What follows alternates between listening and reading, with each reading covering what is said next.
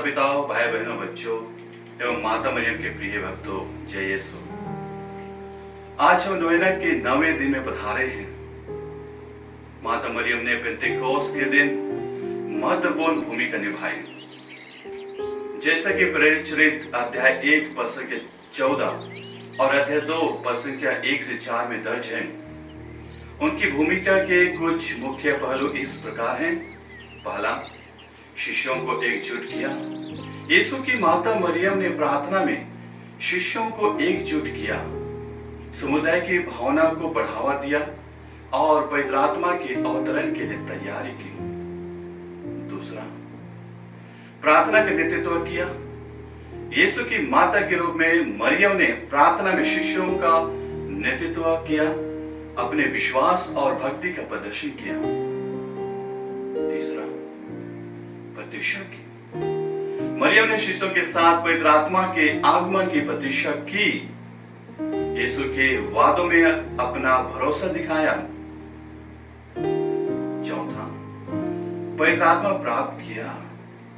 मरियम ने एक शिष्य के रूप में दूसरों के साथ पवित्र आत्मा प्राप्त किया, जो पेंतेकोस्त के अनुभव में उनकी समान भागीदारी पर जोर देता है। पांचवा, प्रेरितों का समर्थन किया। मरियम की उपस्थिति और प्रार्थनापूर्ण समर्थन ने प्रेरितों को प्रोत्साहित किया, उन्हें उनके मिशनरी कार्य के लिए तैयार होने में मदद की। छठवां, मूर्त विश्वास और आज्ञाकारिता। मरियम के कार्यों ने उनके अटूट विश्वास और आज्ञाकारिता को प्रदर्शित किया, जो शिष्यों और भावी पीढ़ियों के लिए एक आदर्श के रूप में कार्य करता है। सातवां, पुराने और नए नियमों को जोड़ा। पेंतेकोस्त के दिन मरियम की उपस्थिति ने पुराने नियम के वादों को नए नियम की पूर्ति से जोड़ा, जो निरंतरता और पूर्ति का प्रतीक है। आठवां, विनम्रता और समर्पण का उदाहरण। दूसरों की सेवा करने और उनका समर्थन करने की मरियम की इच्छा ने विनम्रता और समर्पण का उदाहरण दिया, जो उनके बेटे की शिक्षाओं को दर्शाता है। पेंतेकोस्त के दिन मरियम की भूमिका प्रारंभिक ईसाई समुदाय में उनके महत्व को उजागर करती है, जो उनके प्रदर्शन को प्रदर्शित करती है। वह है वफादारी, नेतृत्व, भक्ति, विनम्रता, सहायक स्वभाव। पेंतेकोस्त के दिन उनकी उपस्थिति और भागीदारी ने चर्च की एक आदर्श शिष्या और मां के रूप में उनके महत्व को रेखांकित किया। वह एक शांत और आनंदित महिला थी, क्योंकि उसने अपने जीवन में ईश्वर की आत्मा को पूरी छूट दी थी। जब कुंवारी मरियम ने पवित्र आत्मा के प्रभाव का अनुभव किया, तो उसने उसे अपने तक ही सीमित नहीं रखा। वह तुरंत उस अनुभव और उसके अर्थ को दूसरों के साथ साझा करने के लिए आगे बढ़ी। उसने यह भी महसूस किया कि आत्मा में जीवन में दूसरों की सेवा करना अनिवार्य है। इसलिए अपनी खुद की अनिश्चित स्थिति पर विचार ना करते हुए वह अपनी बुजुर्ग चचेरी बहन एलिजाबेथ की जरूरतों को पूरा करने के लिए कठिन पहाड़ी इलाकों से गुजरी।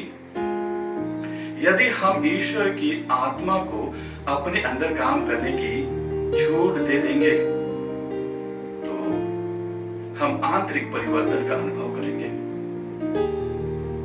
दिव्य दर्शन और दिशा प्राप्त करेंगे, आध्यात्मिक उपहारों से सशक्त होंगे, प्रतिभाओं और क्षमताओं से सुसज्जित होंगे, प्रेम और आनंद, शांति और दया जैसे आध्यात्मिक फल उत्पन्न कर फलदायी बनेंगे।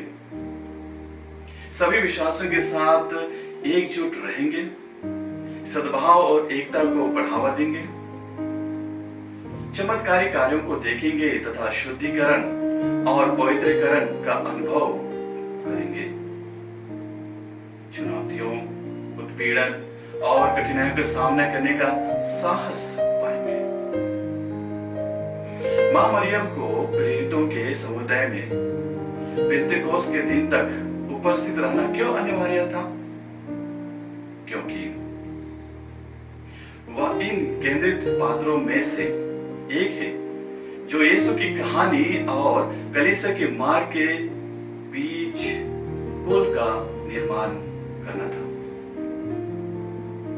She is among the central characters that form the bridge between the story of Jesus and the path of the church. ईसा की मृत्यु की घटनाओं को देखकर डरे, सहमे, भयभीत और तितर बितर हुए शिष्यों को एकत्रित करना था। प्रेरितों के समुदाय में मां मरियम को इसलिए उपस्थित होना अनिवार्य था ताकि ईश्वर की ओर से भेजा गया स्वर्गदूत गैब्रिएल के बीच हुई वार्तालाप को बता सके, जो कि प्रभु के जन्म का संदेश लेकर आए थे। एलिजाबेथ के साथ मिलने के तत्पश्चात क्या क्या घटनाएं हुई, उनका जिक्र करना था। मूसा की संहिता के अनुसार शुद्धिकरण का दिन आया तो वे बालक को प्रभु को अर्पित करने के लिए यरूशलेम ले गए। वहां सिमोन ने उसके तथा बालक के बारे में क्या भविष्यवाणी की उसे बतलाया।